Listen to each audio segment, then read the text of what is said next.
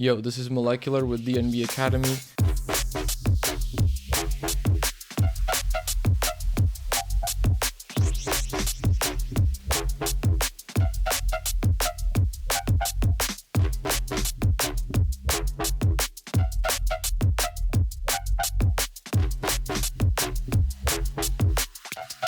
Make sure you check out the full-length Masterclass course that I'll be dropping with DNB Academy. Peace. Yo, this is Molecular with DNB Academy, and I'll be going live to break down my track All Systems on Delta 9. Let's go. In this one, I'll be breaking down one of my latest tracks that came out recently, called All Systems on Delta 9. It came out part of their 100 release, so I think that's pretty good for me. Very important release. Happy to be a part of it. And yeah, I'll take you through the track, setting the mood for the track, pretty much designing all of the sounds that there is here. There is some stuff, some minor stuff that was frozen and converted to audio before, but it's only a couple of details. And yeah, so I'll take you through the track. I'll let you have a listen, then I'll break it down. And yeah, I'm not sure if you've heard the track yet already, yes or no. If you haven't, you can check it out on YouTube, SoundCloud, Spotify, and I'll just play it now for you a little bit. You can see there's a lot of markers. I did this back in the day a lot. I don't really do this anymore because I got tired of seeing all of these little lines here. But anyways, let's just play the track for now. And here it comes now. On a tape, which was made by this incredible electronic instrument. It can do anything but stand up and take a bow. It can produce almost any kind of variation on pure sound. Anyway, what do I know about oscillators and patch panels and all that jazz? The thing about it that really interests us today, are you ready? Here, force field operative. All systems.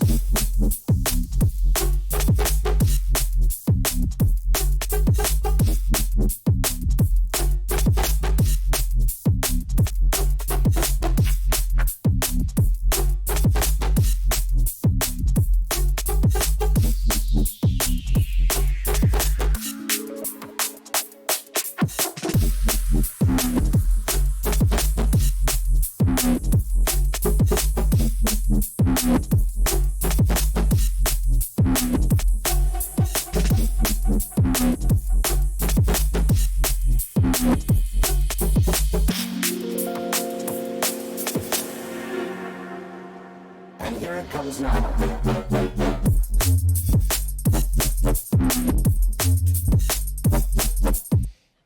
Okay, so I think you get the theme and the vibe for the tune.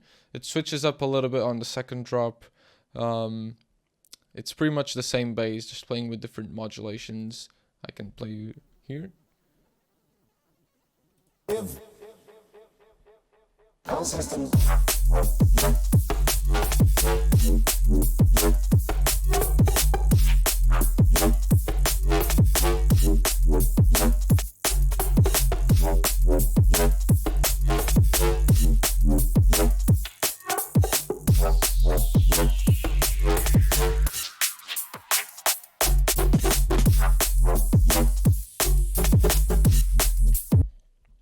Okay, so I just want to say something real quick. That is, when I did this track, it's not that I changed my workflow a lot, because I didn't. But there is stuff that I did then that I probably wouldn't do now, or I would do differently. So, for example, sidechain, I'm doing it differently. It's pretty much the same idea behind it, but I just wouldn't use these plugins because the ones that I use offer me a little bit more control, because of hold settings and stuff like that. So there will be a couple of different things that I do differently. And if it is too different than what I show here, I will just explain what I did and also how I would do it now. Okay, it's important, I think it's important to keep on finding new ways and different ways of doing things, and not always sticking to the same formula. If it works, it works, that's true, but I also like to switch up things and try different tools and new plugins. I think it really inspires me to keep trying new plugins, keep trying different chains and different processing and a lot of different things. Not only I think that keeps on pushing your sound a little bit more, but also I think it keeps me inspired rather than doing the same thing over and over and over again. So yeah, and not everything that I say is or that I do here is like the way of doing it. All producers have their own way of doing things, and each of those ways, if it works, it works, you know. So you'll see me do stuff in a particular way, and other people will do it in a very different way. The point is that at the end it sounds good, okay? So you don't need to follow my techniques, or you just need to kind of realize what is the process behind it and what is the logic behind it. That's what I think is the most important thing, rather than just looking at the information and trying to do it like that. Okay, so I would say we could start with drums, because that's probably the group with the most things on. So let's just do it. So on the drums group, I'll probably solo it around here. Again, there's a lot of processing on this group here. It's probably something that I would avoid now, and I would probably start with samples that already have a little bit more processing on them, rather than doing all of this different processing on the drums itself. That's why you can see the project, it's so heavy, and yeah. So I'll just play the drums.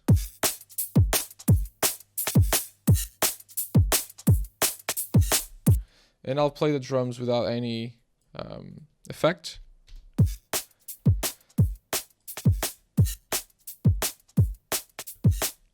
And I'll activate it again.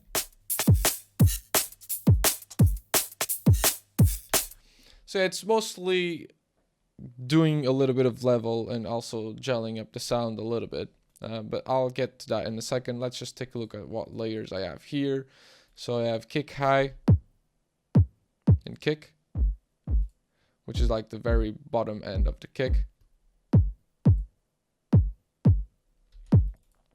I normally don't do this. At the time I was experimenting with layering this kind of stuff. So with Pro Q, I have this kick high. It's being really processed with equalization. This already sounds quite good on its own. I don't know why I tried to layer two kicks here. A little bit of transient design to make that obvious that that one is the one with the transient and this one is the one with the low end.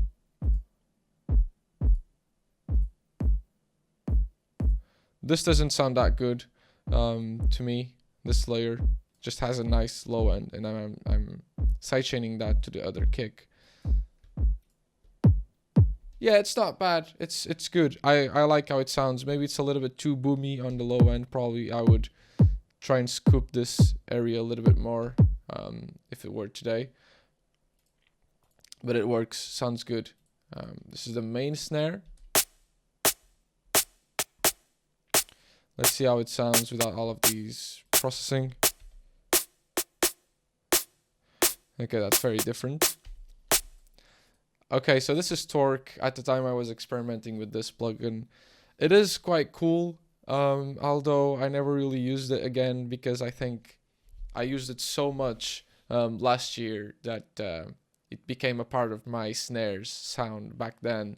And I don't know, it has a very specific sound to it because of the way that it works. So I'll just show you what it's doing. Okay, so this is the snare with Torque. This is without. So you basically identify the main tone of the snare. Okay, in this case it's this F4 here, and then you can shift that you can shift up or down that specific tone. So basically it just changes the tone of the snare without changing the whole snare. Let's see how it actually sounds without torque.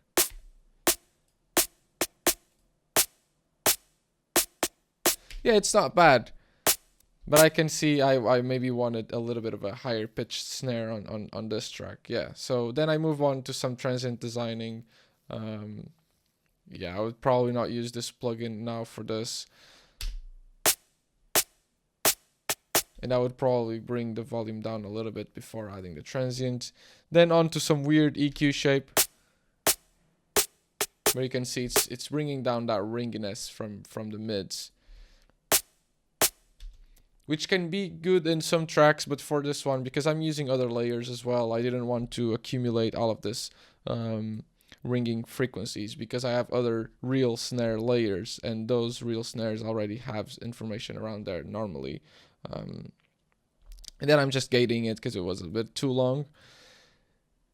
And with Ozone here, I'm gating it again with Ozone 5 dynamics. This is the old school.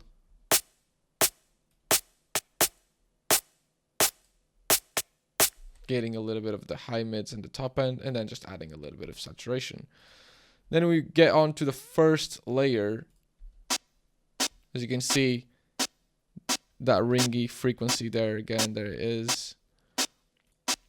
And I'm just cutting the transients, EQing the lows, gating it, saturation, and transient design again. Then we move on to a hat, which sits on top of the kick and snare.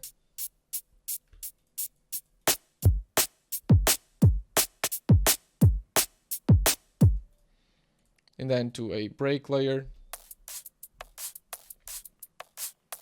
This is a technique that I like to use. I just layer breaks on top of the drums and just high pass it, sometimes stereoize it a little bit even. And yeah, just some sidechain and transients being cut.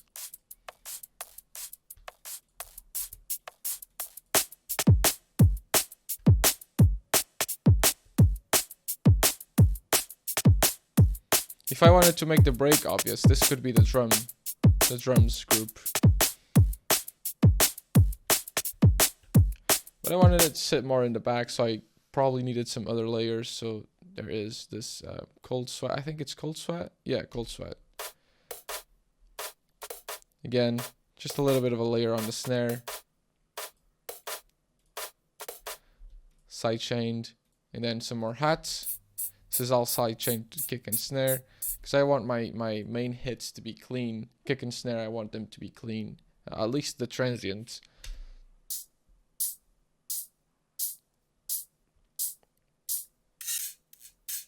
A lot of hats from Addictive Drums.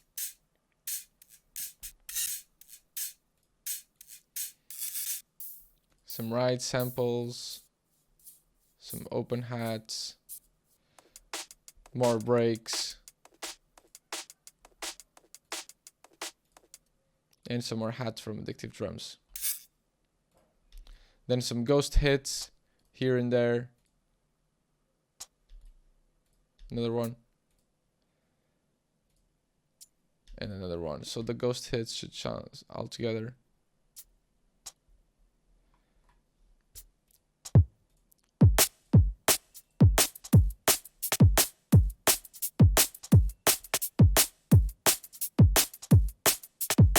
I think very important, the ghost hits are very, very important, I think, for, you know, just making sure there is funk and vibe. Then I add a couple more layers. So if we move on to this area, this should be another ghost hit or a drum roll. Yeah, just a drum roll at the end of the bar to keep things interesting.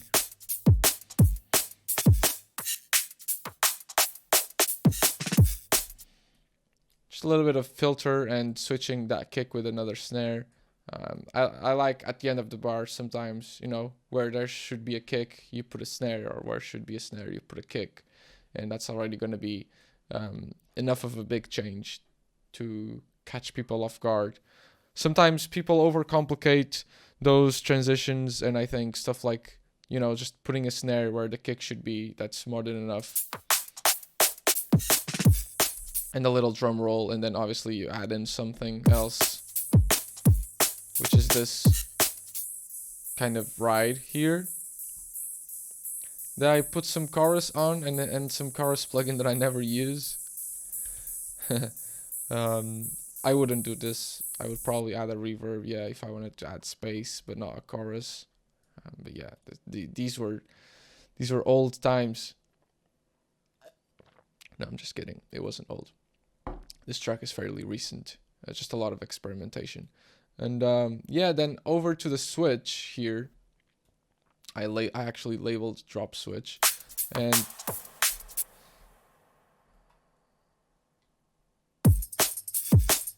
adding the tambourine, the think break tambourine. I just love this tambourine.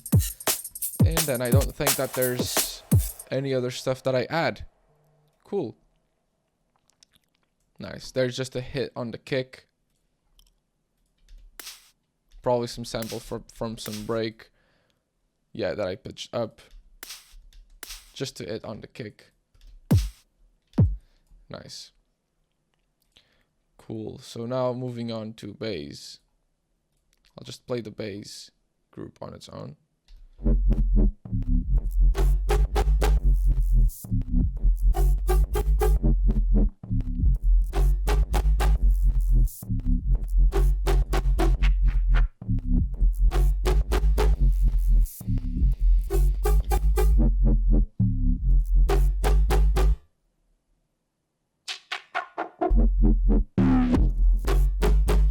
Okay, so I wanted to do this thing where when it drops, I don't really give away the entire thing immediately. So you can see that these first 16 bars, this bass sound here is low passed. And this is actually already bounced into place. So I think it's the only thing that's bounced into place.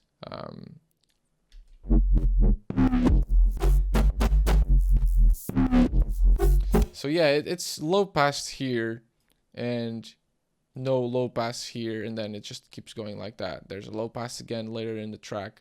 So that's the vibe of it, because I didn't really want to give everything away. So moving on to this main sound, which is here. So this is obviously the main bass of the track, and it consists of 2 layers. Okay, so this is the sub layer. I should have labeled things correctly. I'll just do it now. Sub and mid range. So here on the sub, pretty simple. Serum sine wave with some LFO on it and a little bit of noise, a little bit of distortion as well. Nothing crazy. And it's the only thing being activated. There's all of these weird things that are turned off because that's the mid-range bass. I made the mid-range bass, okay, and then I just copied, made a duplicate for the sub so I could keep it clean in mono. Okay, and that's pretty much it for the sub. You know, just having that extra harmonic there. I could push it a little bit more, but there's already those harmonics from here. So yeah, and then this has a band pass on it that switches up from time to time. It goes up, it goes down. It sounds like this originally, the bass from Serum. And then to keep things interesting, I'm just filtering it differently.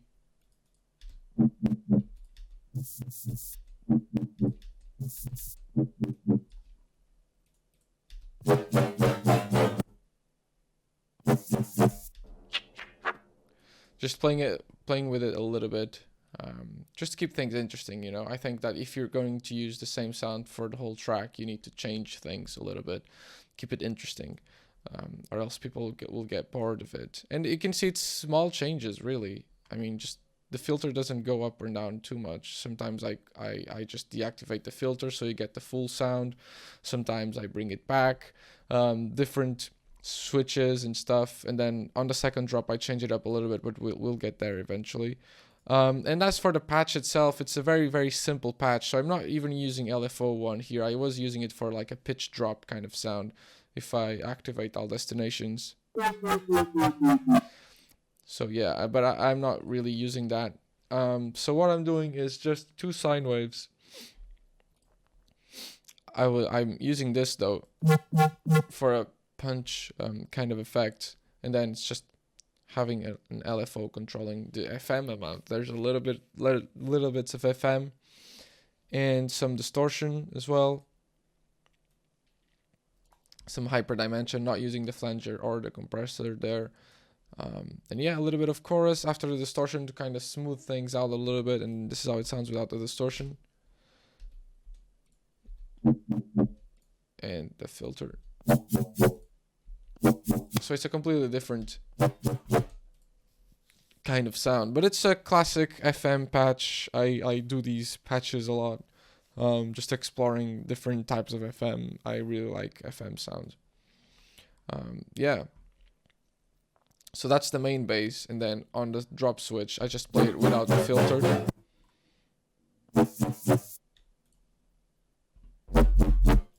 I did have a little bit of very short shimmer. That's the more metallic sound that you hear in the background. It's because of shimmer.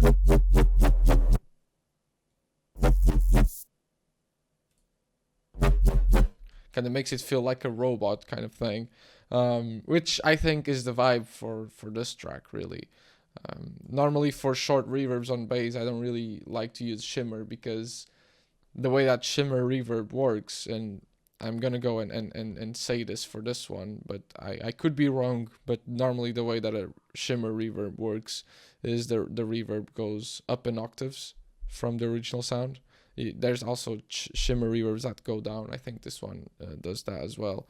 But basically the logic is that let's say you have a sound that plays C3 and the reverb gradually goes up in octaves. So to C4, C5, C6, C7. That's why obviously doing this kind of reverb on a metallic sound already, that's why it sounds so robotic. Because this sound is getting pitched up. Yeah, and at the time I was using this plugin to just make sure that everything below 150 is mono. I'll be honest, I didn't know at the time that utility did that. I really didn't know that. So yeah, utility does it, and even better. This safe bass button, this is a free plugin, by the way, that I used for a long time, but I've noticed that the safe bass isn't really a safe bass button. If there is a lot of stereo information, sometimes you need like 3 copies of this plugin, because the cut isn't like a brick wall cut or anything. So yeah, FM bass sound, pretty simple, a little bit of dimension and distortion, nothing too crazy. Sine waves, really. I try to do everything with sine waves. Not that I really stress about just using sine waves, but I know you can get a long way with just sine waves. And yeah, and then for the answer bass, guess what? It's the same thing, but just being played differently. So again, the same thing. This one doesn't have a filter.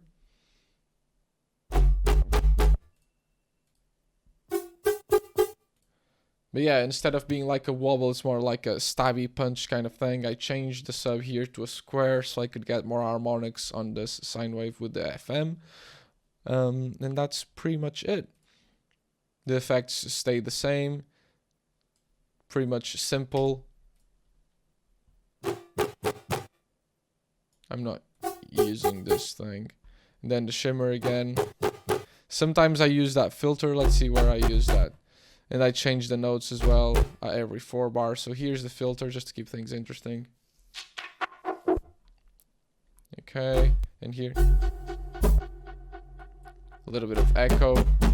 You know, switching up things. And here again.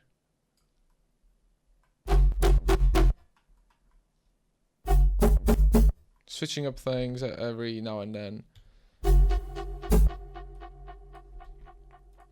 Okay, and then later a sine wave. Okay, so this is also a sample from one of my sample packs that I used. So it's just a detuned sine with a little bit of saturation. The original sample should be something like this.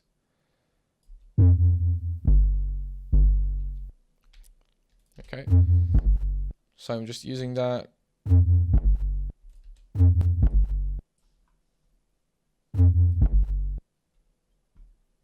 Not really switching this one up too much, just the way that it moves on the second drop, the pattern. And yeah, so let's see what else we've got on the second drop. So on the second drop, we've got a switch up on the bass. So basically moves at a much slower rate. That's what's happening. So you can see a much slower rate and the filter going down.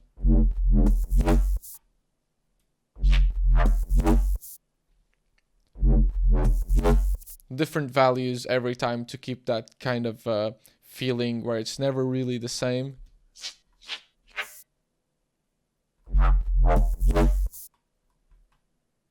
Yeah, so nothing too crazy on that.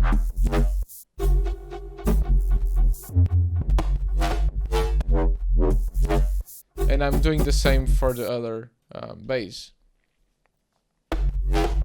For the answer bass, I'm doing exactly the same thing. So I'm just playing it at different rates and with a little bit of a different shape. So there's a little punch at the beginning of the bass, like this. So yeah, that's all that's happening there.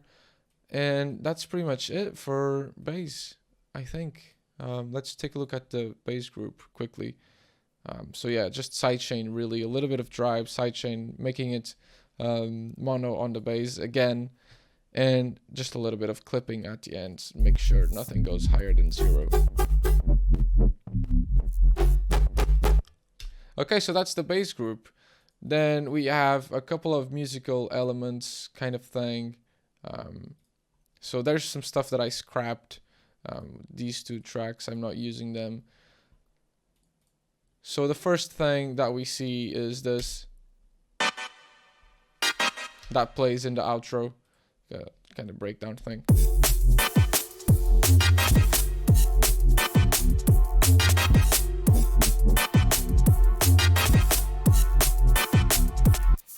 I kind of wanted to follow that kind of play around vibe where it starts with this, the track starts with a funny vocal, and I wanted to keep that theme. What you're going to hear now. Bonus points to whoever finds out from where that sample comes from.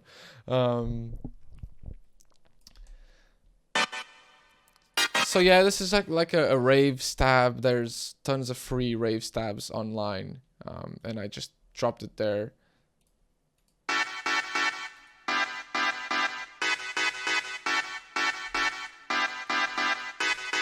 So you can have fun playing around with rave stabs.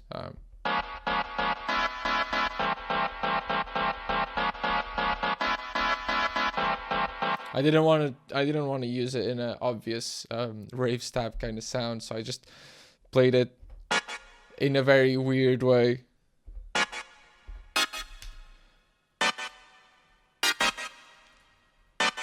Added this Echo Boy is more, it's not like an actual delay kind of thing, whereas I want to give it space. Just works as in rhythm. Just adds another copy of the sound played after.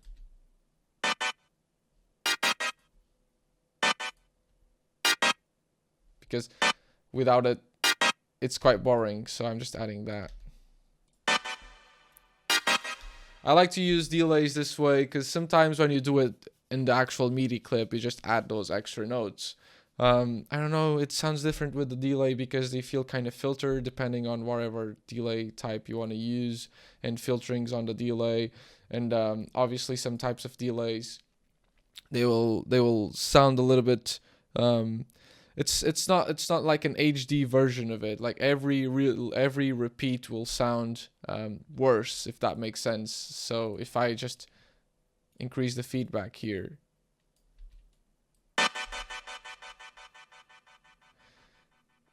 it almost feels like every single repeat is getting high pass. Now if we go for a different type of delay, feels like a sort of band pass but then goes down. So yeah, you can obviously adjust all of these settings as well yourself, rather than just using kind of, it's not really presets, but because you actually have the presets here. But yeah, it's just like using different delay types that will already have that sort of modulation on them. So yeah, that's that. And then over here we have a little bit of chord, just detuned saw waves with some chorus and serum. That's how hard it is to make a pad. And then I think I'm bit crushing it. Yeah, I'm bit crushing it and just bringing down the pitch and using some auto pan and filtering to keep things interesting. And then it changed up the notes, just going up.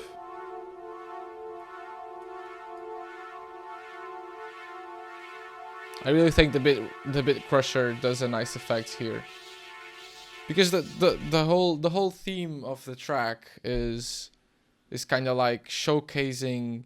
Like, imagine you're in like 60s and you're being showcased like a brand new electronic instrument that can produce actual sounds.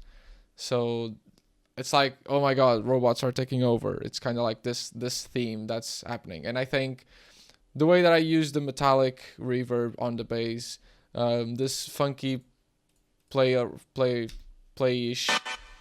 childish type of stab, the bit crusher on the pads, just making everything sound a little bit more robotic, and the play around as well with the auto pan, just all add up to the vibe of I really can't put a name on the vibe because I don't know, but I think you understand what I'm trying to say. I just want everything to kind of make sense together without having to process it together, because it musically kind of makes sense. And then I pass filter, or in this case it's a band pass, just going up. And nothing on the group, I'm pretty sure. Yeah, nothing on the group. Sometimes I put a multi-band just to make sure that those mid frequencies don't distort or something like that. And then we move on to the actual effects. What you're going to hear now. So a down lifter, and then some processing on the vocals. What you're going to hear now, and here it comes now. Yo, this is Molecular with DNB Academy.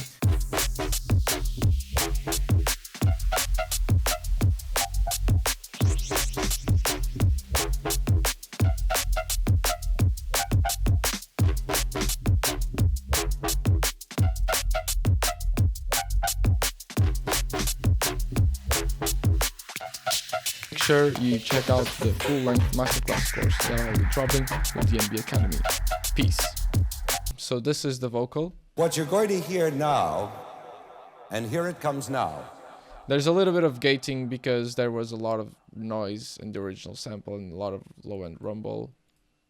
Just what you're going to hear now. A little bit of shimmer, reverb, and then there's some vocal synths that just modulates the bass in some weird way. It's just presets really that I took from it, in some parts of the track that it shows up.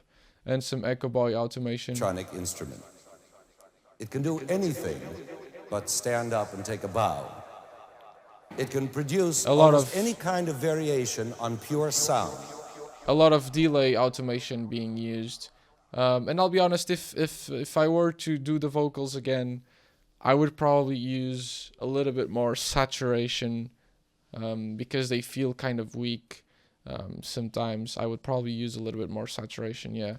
And as for other effects, just effects going up and down.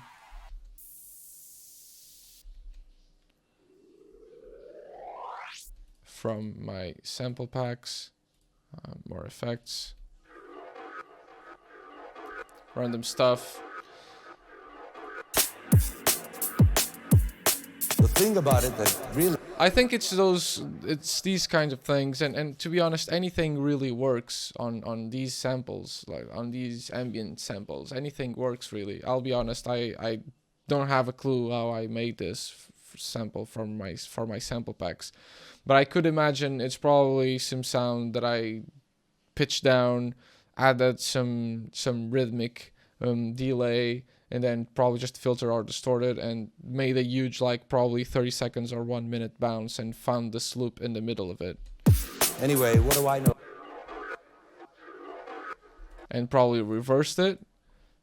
Yeah, it's already reversed on the original sample. It's pitched up, so, you know, these sorts of sounds, anything would work really, if just some movement and some nice tones to it, and it works. And then there's this sound that the original sounds like this. Quite different. Although it gets to a stage where it sounds like this.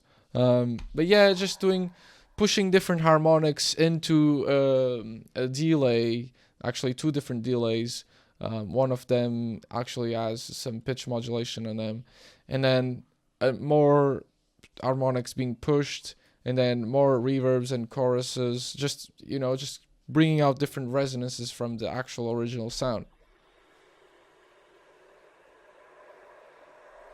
Moving the filters and the harmonics in different ways, just to push different things.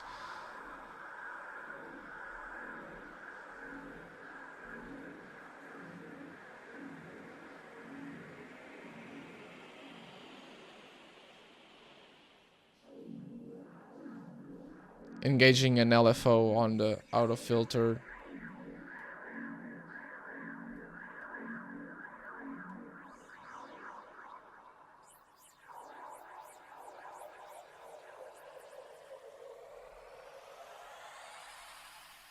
And then rising it up with the auto filter to create kind of a pitching up effect, which is being done as well with the crystallizer here. Just pre-drop, creating that tension. So if we just listen to the effects. Force field operative. When it says force field operative or whatever he says, I think that's what he says. Pair decompression chambers. Force field operative. So it's funny because he's talking about a synth, and because it's like in the 60s or 70s, and not a lot of knowledge is known about electronic instruments and basically just computers making weird noises. He makes it quite funny. He makes it sound like the world is about to end and that sort of stuff. So I kind of follow that vibe. And then just some uplifters and downlifters from some random sample pack, probably something of Splice.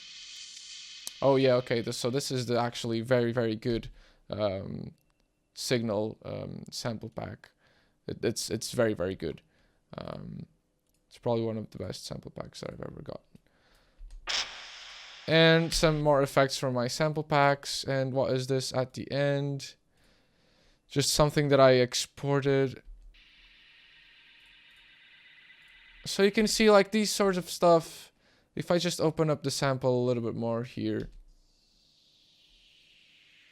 This just sounds to me like I'm putting exaggerated delays with an enormous amount of feedback on some white noise. And then I'm just playing around with it. I'm pretty sure that's what's happening here. Yeah. Filter going up and down. And then playing around with the delay time creates this sort of effects. And then what you can do is just pitch down this kind of things.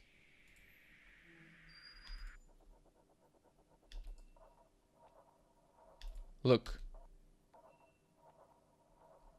I'll probably use that later on another track. You can find loads of cool type sounds like this. So yeah, that's pretty much the track here. I try to follow this main theme, which I think is very important. I'll be honest, I really like this track. However, I think it's not my technically best work. but I really, really like it in terms of the vibe. I really wanted to catch this weird sci-fi synths are taking over kind of theme, and I think it worked. I think it worked nicely. I really like the vibe for the track. And then I can show you what I have on the master channel. It's not a lot. Actually, it is a lot compared to what I try and do for my master chain. I just slap a limiter or a clipper. So yeah, this EQ, which seems like it's doing nothing. Yeah, okay, so it's just making sure everything 150 hertz is mono. And then moving on to Elijah EQ, just increasing a little bit of the top end on the actual stereo of everything, okay? Dangerous backs, adding a little bit of low end, nothing crazy. Mag EQ, adding a little bit more air. And the ozone here. The equalizer is not doing anything really, just doing a little bit of limiting, nothing crazy. And then the Pro L, just staying there, making sure nothing clips. Okay, so let's see how that would sound with or and without the...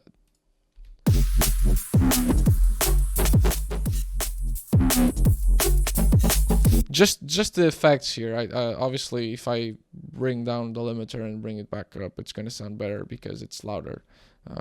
So don't be fooled when you're buying plugins and it sounds good.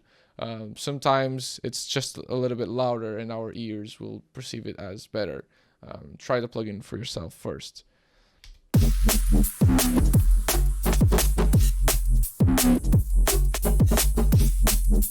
Yeah, it's adding a little bit of top end. That ride becomes a lot more obvious.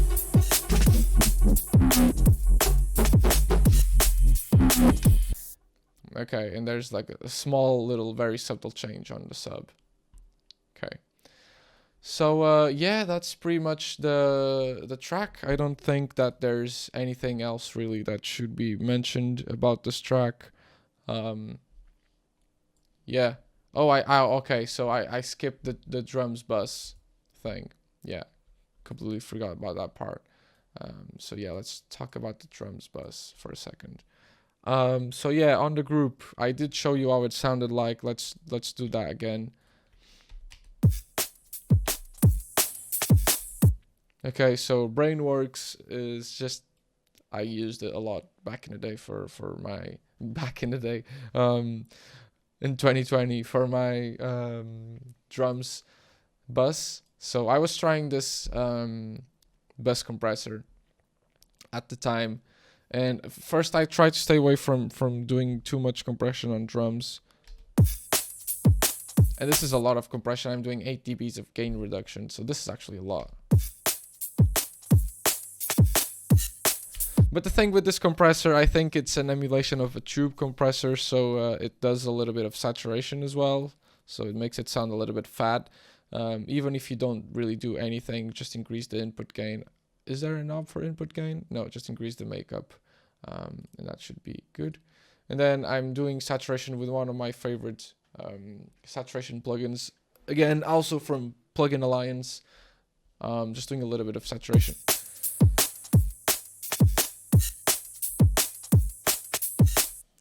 Nothing crazy. And then a little bit more saturation with this plugin that lets you saturate the sides and the mids separately, okay? So it's not that it's doing a whole lot. I know a lot of people think that mid-side is like this secret sauce. I don't really use a lot of mid-side. This just makes the tops feel a little bit more wider and full, really.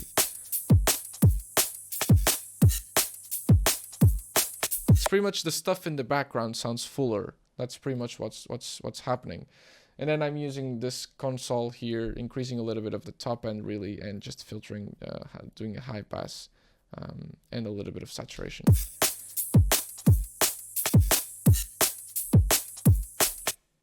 And then a little bit of a Pultec emulation.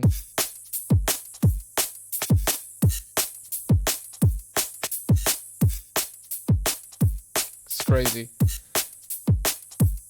The thing about this plugin is that if you drive the sound too loud into it, it already starts mangling up the sound, even if you don't do a whole lot of things. Then I'm boosting a little bit on the top end here, and the way that the curves work, I'm not even gonna go too deep into this, because you can browse it online and see for yourself. If you start looking for the way that the frequency response and the curves work on these buttons here, the boost and the attenuation are different curves. Okay, so if I boost like this, and if I'm attenuating like this, it's gonna create a whole new different curve if I just boost and attenuate for the same amount.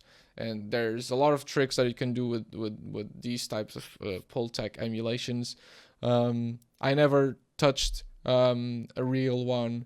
I don't think I've even ever seen one in person. Probably, I don't know. No, I don't think so.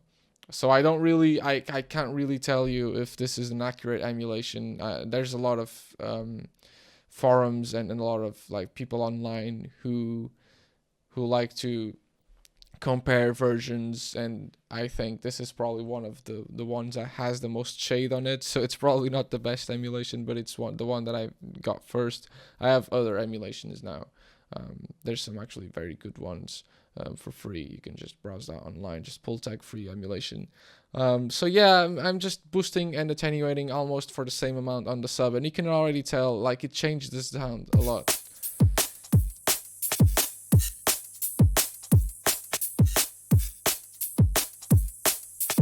I hope you can hear this, because it is a very big difference. Then this plugin is just like a filter that I use from time to time. It's not really doing anything.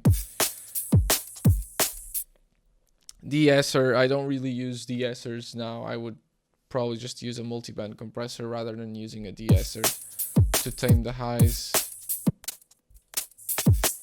It's taming those harsh frequencies. I'm gonna stop that. I don't want any ears to break. And then I'm just soft clipping it and actually bringing it down a little bit, because it was starting to drive a lot.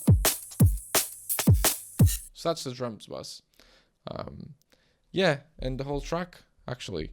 So that's pretty much the whole entire track. Yeah, I'm just gonna go and answer some questions now from the community. I hope this deconstruction was good and fun, and if you haven't heard the track yet, go check it out. Go check out the whole release as well. It's very, very good. It's the 100th release of Delta 9 recordings. Yo, this is Molecular with DNB Academy.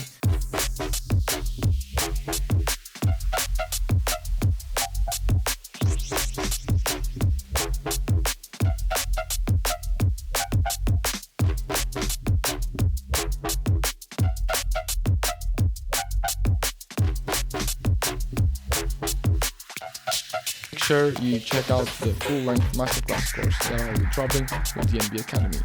Peace. So yeah, I'm gonna answer a couple of questions. First one, this is what are your go-to drum processing plugins? So yeah, we've just covered drum processing. It depends if this is like a drums group question or a single hit question. I think the most important thing really is EQing and saturation, really. Obviously, specific sounds will require compression, maybe because they don't have any dynamics. I don't compress just because I think that's a very big mistake if you're doing it, compressing just because someone online is doing it. I try to stay away from compression if it's not really needed, because it can really destroy the sound. Yeah, so saturation and EQing. EQing is so important. You can do a lot of tone shaping with EQing. A lot of people just don't really care too much about EQing, or they think this is just a basic thing, but it really isn't. It can be very, very advanced, and you can do a lot of good stuff with EQing. I would say transient shaping is important as well, if your drums require that. But yeah, so I think even for single hits and the drum bus, the the answer that I did is pretty much like it's the same, EQing and saturation. Yeah. Should you synthesize every single sound? No. I try to do everything myself. Yeah. And the more recent projects, you can see that I barely even have any samples. That's not from stuff that I didn't do myself. Most projects I don't even have those samples, unless it's like world music stuff from Splice, or like vocals and that sort of stuff, or just playing around with little like blips and blobs and effects samples. But for drums and bass, I try to make everything myself. You don't really need to do it. I would say it's much more important catching a vibe and making sure your tune has a vibe than just trying to synthesize everything yourself. So yeah, you really don't need to do it. It's something that you need to find out if you want to do it or not. You know. Next one. Any tips on how to approach mixdowns? I heard you have to start with the kick and mix everything around it. If that works for you, then it works for you. I never tried that. I never tried to start with the kick and mix everything around it. I'll be honest, I don't really see the point of doing it for this type of sound. If you're going for a super deep, clean, the new wave kind of style that's going on with all the synthesized kicks and snares, which I really like, but it's not something that I would do myself. I really like the sound though and really respect that. If you want to go for that, I could see why you would mix everything around the kick, because it's such an important part of it, and everything gets ducked to the kick, so the kick kind of sets the level of everything else. So in that sort of subgenre, it would make sense. And other genres where everything ducks when the kick hits, and normally because the kick is the first impact that you hear in the track, that would make sense. But my approach to mixdowns is, when I start a 4-bar loop or an 8-bar loop, I already try to mix everything down. So take care of the levels, and then I mix as I go. So I don't really have this mix down stage. Normally, sometimes when I finish the arrangement, I probably have like 5% of mix down to be done. So yeah, mix downs is basically volumes, EQs, and space. You need to have space for every single instrument. You need to have a little bit of 3D, and everything needs to sound good with each other. That's pretty much the best mix down advice that I can give. Try to listen to other people's music that you think is really well made, and see how loud every single instrument is, and then you can apply that to your own music. It's not that complicated, I think. Obviously, if you start with bad sounds, it will be really difficult to make it sound good. But if you start with good sounds, you'll see that your mix downs will sound a lot better. That's why I try to make everything myself, because I can tailor my sounds to wherever I want, and then the mix sounds become a lot easier, I think. But also, you don't need to make everything yourself. If you start with good samples, then you can also have a lot less work when doing mix downs. How did you develop the theme of the track around those vocals? Yeah, so I think that's already been answered. Just trying to fit the sounds with that vibe, as well as you've seen with the effects and music elements and the reverb on the bass. All those techniques kind of fit the vibe of the track around the vocals. How do you keep the bass interesting yet so simple throughout the progression of the track? So yeah, you can see a lot of, as I showed before, a lot of different tiny modulations and changes. And on the second drop, I just make the LFO go slower. This really works. What is your best advice for a starting producer? This is gonna be funny one, because my number one advice for a starting producer is, if you're watching a lot of tutorials online, and this is one, have a little bit of watch it with a little pinch of salt. Like, people will say stuff that is wrong There's a lot of good content online, but also there's a lot of stuff that doesn't really make sense, I think. And, hey, you should compress your drums, or you should do that kind of thing. Before starting to do those things, I would say, like, learn what that thing is doing, and think for yourself if you actually need to do it. So yeah, if you're watching a lot of online stuff, take it with a pinch of salt. See if that makes sense. Don't believe everything you hear on YouTube or on forums or that kind of stuff. Do the browsing, learn the stuff. I would say it's much more important to learn how actual compression works rather than looking at some guy saying, hey, this is how you should compress your drums, that sort of thing. Yeah, and learn to use the synths.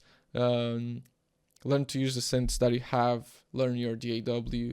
Learn all those things. Understand how audio works. I think that's really, really important, rather than just looking at tutorials online and trying to make tracks without having basic understanding of audio, if that makes sense.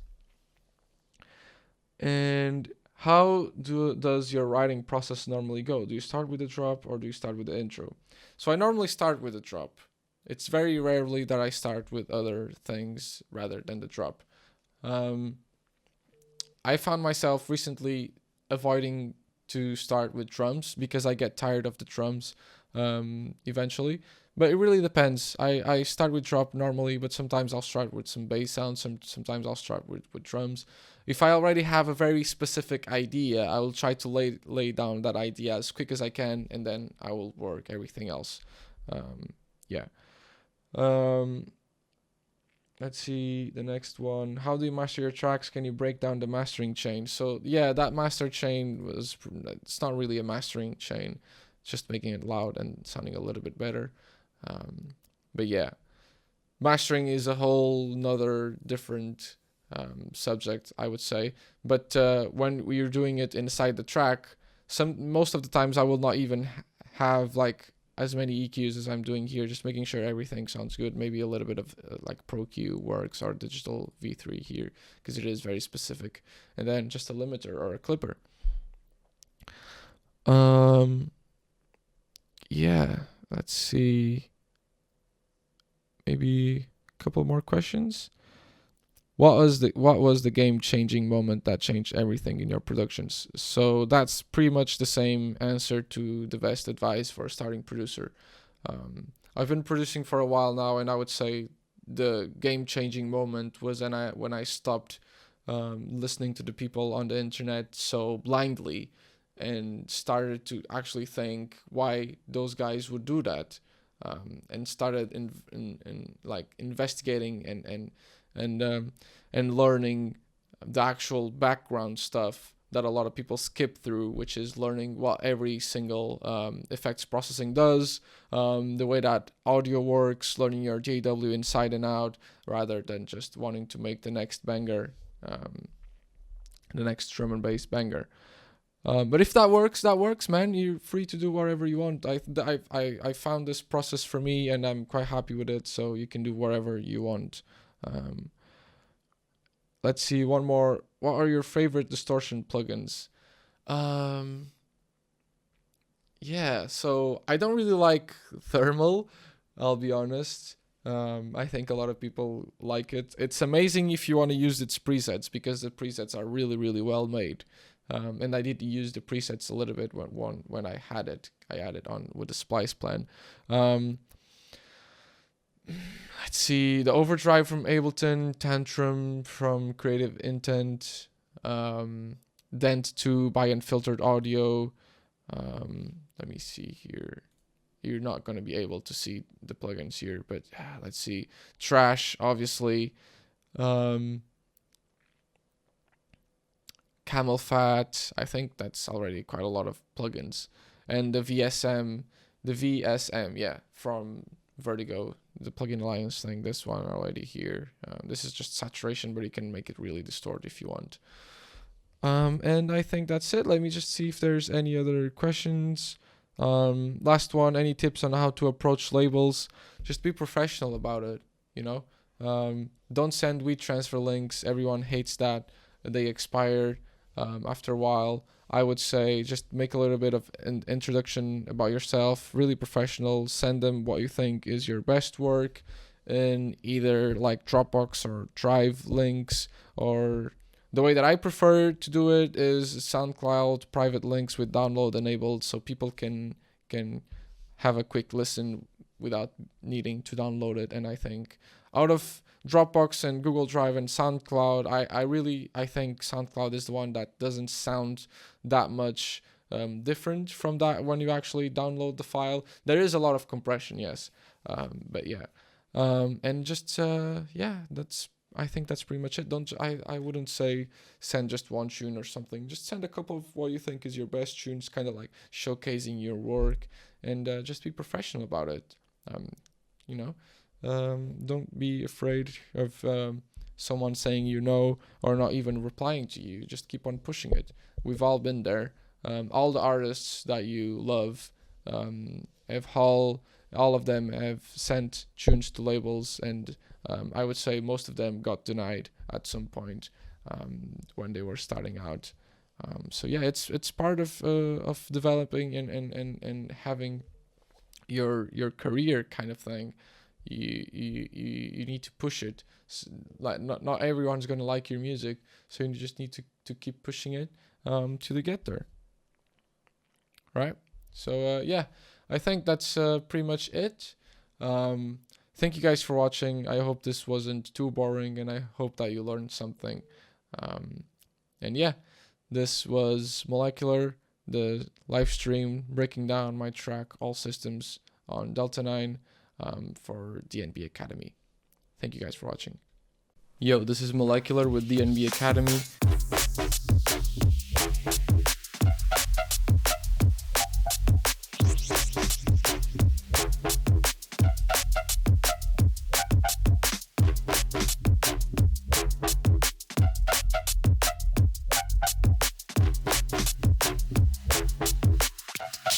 Make sure you check out the full-length Masterclass course that I'll be dropping with DNB Academy.